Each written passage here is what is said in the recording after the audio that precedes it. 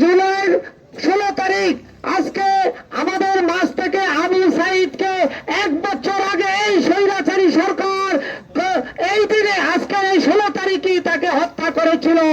আজকে একটি সংগঠন গোপালগঞ্জে মিটিং করতে চেয়েছিল। আমরা যে কারণে এই জুলাই অভ্যুত্থানের মাধ্যমে এই 5ই আগস্ট স্বৈরাচার সরকারকে পতন করেছিলাম, আজকে আবার সেই স্বৈরাচারী সরকার আমাদের কাছে মাথা চারা দিয়ে উঠেছে। আমরা বেঁচে থাকতে যেমন শহীদের রক্তের সাথে বেইমানি করতে পারবো না, সেইভাবে আমরা কোনোদিনই এই বেইমান এই স্বৈরাচার সরকারকে মাথা চারা দিতে দেব না। বিজেপির যে ভ্রষ্টার আদালি প্রমাণ পাত্র আমাদের ভুলে গেলে চলবে না। এই জুলাই মাসে গতবার স্বৈরাচারের বিরুদ্ধে এই ফ্যাসিস্ট সরকারের বিরুদ্ধে আন্দোলন করতে গিয়ে তাকে কারাবরণ করতে হয়েছে এবং দুইবার রিমান্ডে যেতে হয়েছে এই জুলাই মাসে এবং আগস্ট